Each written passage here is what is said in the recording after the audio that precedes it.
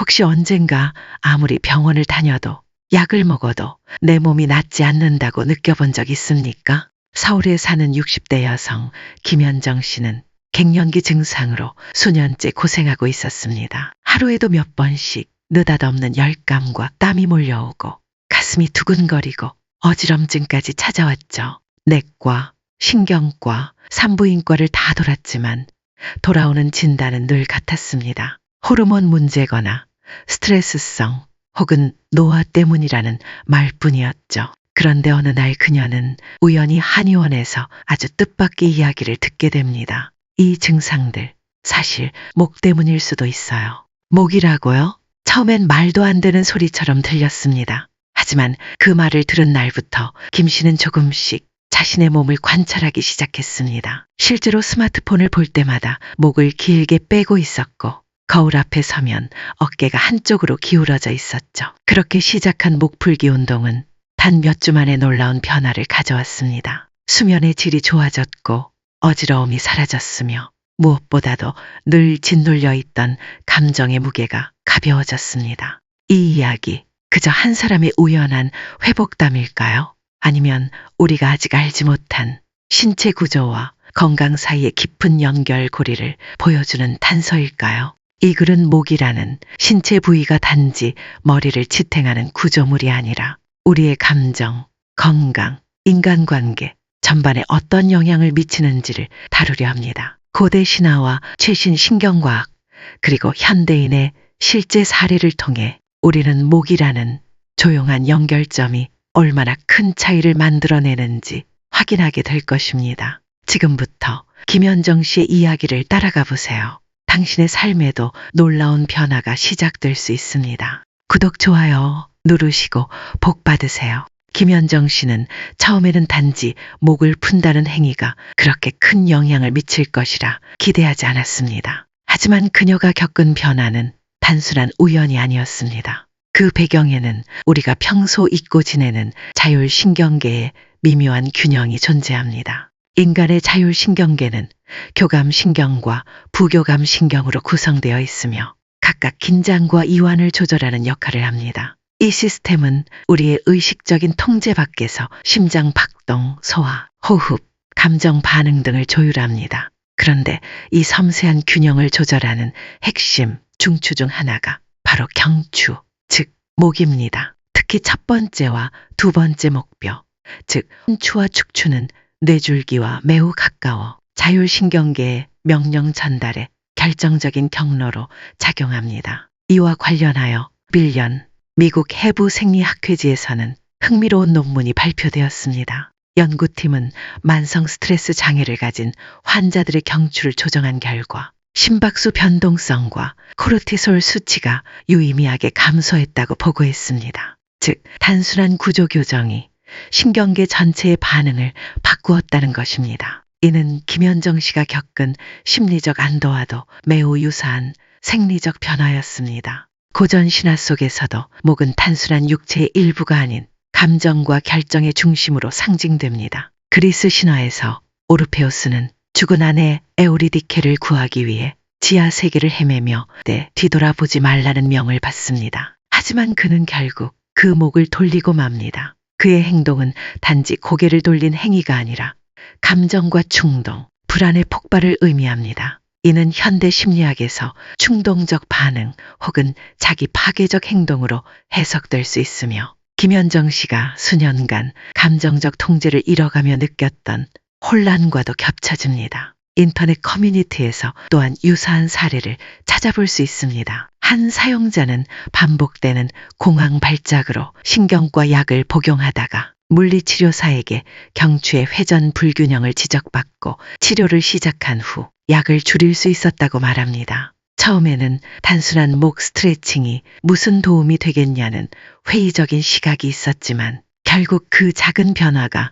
뇌와 감정에 큰 전환을 만들어냈다고 털어놓았습니다. 김현정 씨 역시 하루에 단 10분 천천히 목을 돌리고 허리를 펴고 숨을 고르는 단순한 루틴을 반복했습니다. 변화는 극적이진 않았지만 확실했습니다. 그녀는 말했습니다. 예전엔 아침에 눈을 뜨는 것조차 고역이었어요.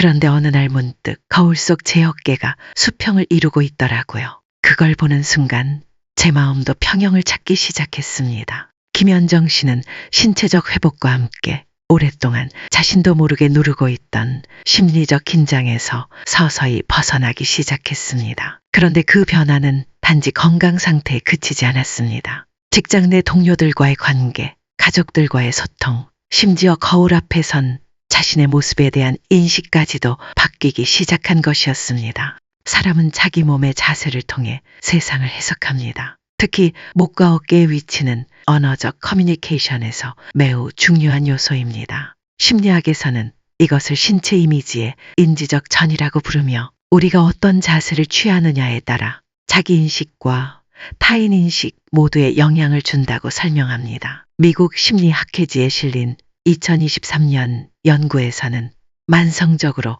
어깨가 움츠러들고 고개가 아래로 향한 사람일수록 타인의 평가를 부정적으로 추정하는 경향이 있다는 결과가 발표되었습니다. 즉, 나의 자세가 내가 나를 어떻게 느끼는지를 결정하고 더 나아가 다른 사람들이 나를 어떻게 대할지를 예측하게 만든다는 것입니다. 현대인의 대표적 자세인 거북목은 단순한 체형 문제가 아닙니다. 심리학적으로는 방어적 자세, 주저하는 태도, 사회적 회피성 성향과 깊은 연관을 갖고 있습니다. 이 자세는 우리가 누군가를 마주할 때 자신감을 잃고 긴장하게 만들며 때론 불필요한 오해를 낳기도 합니다. 반대로 목을 펴고 어깨를 뒤로 젖힌 자세는 자율신경계의 안정화뿐만 아니라 타인에게 신뢰감과 안정감을 주는 효과를 가집니다. 고전 문학 속에서도 자세는 인간의 내면을 상징합니다. 셰익스피어의 햄릿에서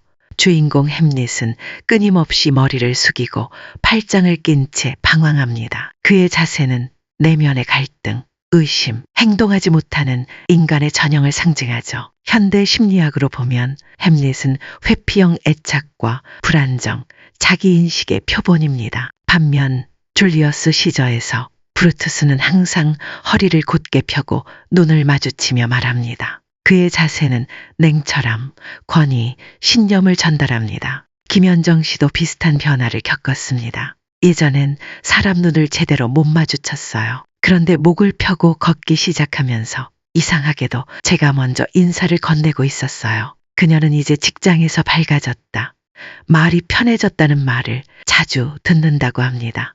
자세의 변화가 감정의 변화를 이끌고 그 감정이 인간관계에 긍정적인 파장을 일으킨 것입니다. 이제 질문은 다시 하나로 귀결됩니다. 몸을 펴는 것이 감정을 넘어서 삶의 방향까지도 바꾼다면 과연 그것은 단순한 체형 교정일까요? 아니면 자기 회복의 시작점일까요? 김현정 씨의 변화는 단지 개인적 차원의 회복이 아닙니다. 자세 하나를 바꾼 것이 인간관계의 양상까지 전환시켰고 그녀의 삶의 태도마저 근본적으로 변화시켰습니다. 이쯤 되면 우리는 질문하지 않을 수 없습니다. 단순한 물리적 행위가 어떻게 그렇게 깊은 정서적, 사회적 변화를 유도할 수 있었을까요? 이 물음은 우리를 동서양 고전의 지혜로 이끕니다. 그리스 신화에서 오르페우스는 사랑하는 아내 에우리디케를 구하기 위해 죽음의 세계로 향합니다. 단 한 가지 조건은 결코 뒤돌아보지 말 것. 그러나 그는 결국 목을 돌려 아내를 잃습니다. 이 장면은 단순한 서사 이상의 의미를 지닙니다. 목을 돌리는 행위는 불안, 망설임, 그리고 감정의 홍수를 상징합니다. 그의 몸의 움직임 하나가 모든 서사의 전환점을 만들어내죠. 동양에서도 마찬가지입니다. 춘향전에서 이몽룡은 과거를 보러 가기 전 춘향 앞에서 허리를 곧게 펴고 이렇게 말합니다. 그대는 내 뜻을 굽히지 말라. 여기서의 곧은 허리는 단순한 자세가 아니라 그의 내면의 의지와 결단력을 상징합니다. 동서고금을 막론하고 신체의 움직임은 인간의 심리와 감정, 심지어 운명까지도 담아내는 상징적 행위로 작동해 왔던 것입니다. 이러한 고전적 시각은 현대과학에서도 점차 그 타당성을 인정받고 있습니다. 2023년 국제행동 신경과학저널에 발표된 연구에서는 명상과 자세 교정이 결합될 때 자율신경계 안정성과 감정 회복 속도가 현저히 향상된다고 보고했습니다. 연구 대상자들은 자세를 바르게 유지하는 동시에 자기 긍정 문장을 반복함으로써 우울, 불안, 심박수 불균형 등의 증상이 통계적으로 유의미하게 개선되었습니다. 인류학자들은 이런 현상을 신체화된 상징 행위라고 부릅니다. 즉, 인간은 사회적 존재로서 자신의 정체성과 감정을 몸으로 표현하며 그 표현 방식은 문화권마다 고유하지만 기능적으로는 유사한 경향을 띈다는 것이죠. 특히 목과 어깨, 척추 같은 중심축에 해당하는 부위는 권위, 안정성, 자기 통제력 등의 의미를 담고 있기에 이 부위의 변화는 사회적 상호작용에 지대한 영향을 미친다고 설명합니다. 김현정 씨의 경우도 마찬가지였습니다. 그녀는 자세 교정 이후 비로소 자신의 목소리를 되찾았다고 말합니다. 예전엔 누군가를 설득하거나 요청하는 일이 두려웠지만 지금은 이건 제 입장입니다 라고 또렷하게 말할 수 있게 되었다고 말이죠. 그녀는 단지 허리를 펴고 목을 세운 것이 아닙니다. 삶의 방향을 세운 것이고 자신의 서사를 다시 쓴 것입니다. 우리는 이제 단순히 자세가 나쁘다는 차원에서 벗어나야 합니다. 거북목과 일자목이라는 신체적 증상은 심리적 위축과 사회적 불균형의 표식일 수 있습니다. 그리고 이 비틀림을 바로잡는 첫걸음은 신체의 정렬을 회복하는 데서 출발합니다. 김현정 씨가 처음으로 시작한 것은 대단한 요가나 고강도 운동이 아니었습니다. 하루 10분 남짓의 간단한 루틴, 그게 전부였습니다. 그러나 그 단순한 루틴은 그녀의 일상을 서서히 그러나 분명하게 바꿔놓았습니다. 이번 단계에서는 그러한 회복의 실천 방법을 누구나 따라할 수 있도록 3가지 전략으로 정리해 보겠습니다. 첫째는 자세 정렬의 원칙입니다. 하루 한 번 벽에 등을 대고 서보는 것으로 시작합니다. 뒤통수, 어깨, 엉덩이, 종아리, 뒤꿈치가 벽에 닿는지 확인하며 자신이 얼마나 앞으로 쏠려 있었는지를 자각하는 데서 출발하는 것이죠. 물리치료사이자 자세교정 전문가인 김윤정 박사는 목이 앞으로 밀리면 자율신경계의 긴장도가 높아지고 감정의 기복도 커지기 쉽다고 말합니다. 이 연습은 단지 물리적 중심을 회복하는 게 아니라 심리적 안정감을 회복하는 첫걸음이 됩니다. 둘째는 감정 중심화 호흡법입니다. 허리를 곧게 펴고 혀를 입천장에 가볍게 붙인 채 깊게 숨을 들이마시고 내쉬는 단순한 호흡이지만 그 효과는 무시할 수 없습니다. 이 방법은 전통적인 요가의 우자이 호흡과도 유사하며 하버드 의대의 2023년 연구에서는 이 호흡 방식이 스트레스 호르몬인 코르티솔을 단 몇 분 만에 낮춘다고 밝혔습니다. 김현정 씨도 이 호흡을 습관화한 이후 짜증이 밀려오던 순간에 내가 내 마음을 다스릴 수 있게 됐다고 말합니다. 셋째는 말하기 루틴입니다. 자세를 바르게 유지한 채 하루 한 번 자신에게 나지게 말해보는 겁니다. 나는 회복되고 있다.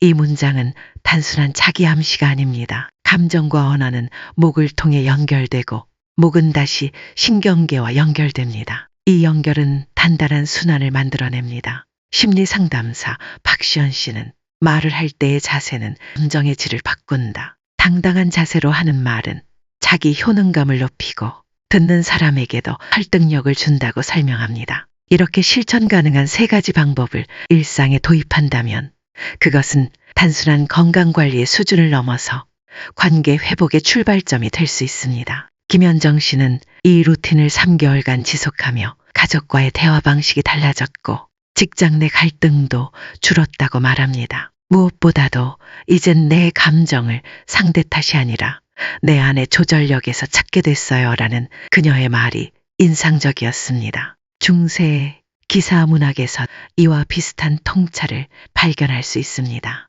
아서왕과 원탁의 기사들은 전투보다 중요한 것이 자세와 태도라고 믿었습니다. 기사들은 명예와 존엄을 지키기 위해 항상 등을 펴고 눈을 마주하며 말을 아꼈습니다. 자세는 단순한 예절이 아니라 인격 그 자체였던 것이죠. 오늘날 우리의 자세도 그러해야 하지 않을까요? 김현정 씨의 변화는 단지 한 사람의 건강과 감정 회복으로 끝나지 않았습니다. 그녀는 스스로 느꼈습니다. 자세를 바로잡고 목을 펴니 사람들과의 관계마저 달라졌다는 것을. 그리고 그 변화는 직장 내 분위기, 가족과의 상호작용, 나아가 일상에서의 태도와 역할까지 퍼져나갔습니다. 이쯤 되면 질문은 한층 넓어질 수밖에 없습니다. 한 사람의 신체 정렬이 공동체에 어떤 영향을 줄 수 있을까요? 문화인류학자들은 오랜 시간 다양한 사회에서 몸의 사용 방식이 공동체의 가치관과 질서를 반영한다고 말해왔습니다. 예를 들어 동아시아 문화권에서는 허리를 굽혀 인사하는 자세가 존중과 관계의 격차를 표현하는 방식으로 자리 잡았습니다. 반면 서양 사회에서는 등을 곧게 펴고 눈을 마주치는 것이 개인적 주체성과 자기 표현의 상징이 되었죠. 몸은 단지 신체 구조가 아니라 문화적 코드 그 자체입니다. 최근에는 디지털 시대의 신체 사용 방식이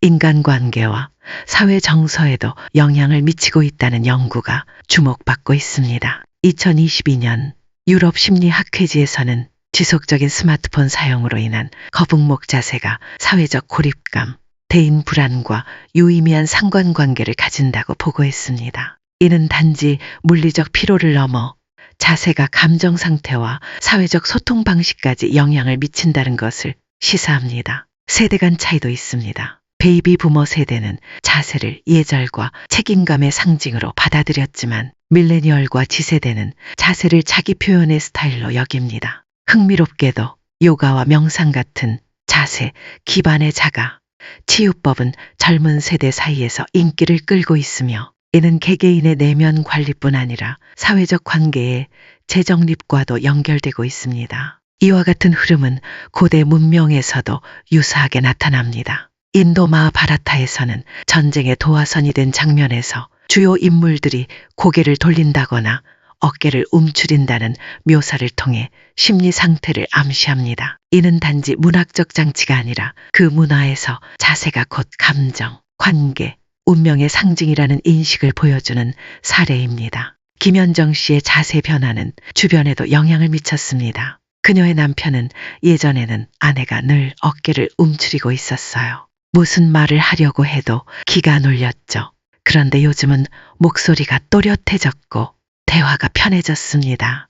라고 말합니다. 한 사람의 자세 변화가 가족 전체의 감정 지형을 바꾸고 있었던 것입니다. 이처럼 몸의 사용 방식은 단지 개인의 문제를 넘어 집단적 정서, 세대 간 문화, 사회적 소통 방식에까지 영향을 미치는 깊은 연쇄 구조를 형성하고 있습니다. 이 연쇄의 첫 단추가 바로 목을 펴는 것이라면 그 단순한 행위는 결코 가볍게 여겨져선 안 될 것입니다. 김현정 씨의 이야기는 특별하면서도 보편적입니다. 누구에게나 찾아오는 변화의 시기, 누구나 한 번쯤 겪는 설명할 수 없는 신체의 신호들. 그녀는 그것을 무시하지 않았고 병원에서도 발견하지 못한 단서를 자신의 몸에서 찾았습니다. 그리고 그 시작은 단순히 목을 펴는 것이었습니다. 이 여정은 단지 통증을 줄이고 자세를 교정하는 차원이 아니었습니다. 그것은 감정의 중심을 회복하고 스스로를 존중하며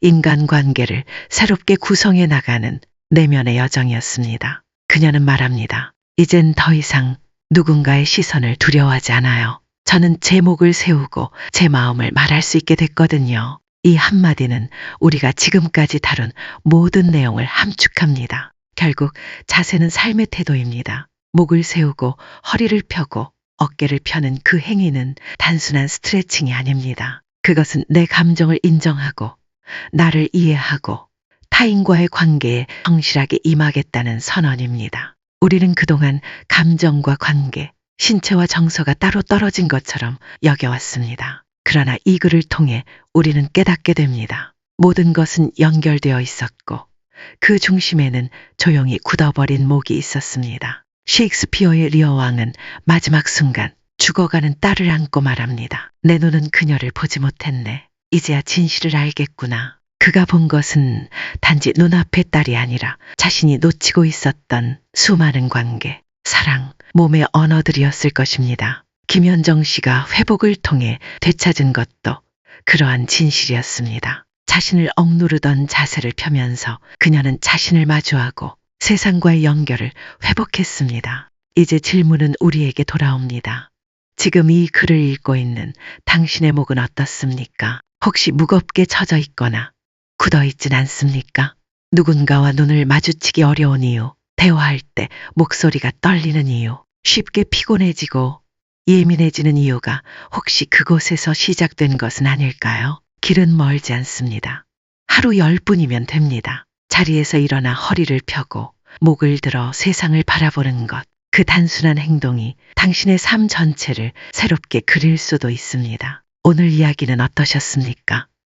당신의 목소리가 세상에서 더욱 뚜렷하게 울릴 수 있기를 바랍니다. 그리고 그 회복의 여정에 이 글이 작은 시작이 되기를 진심으로 바랍니다.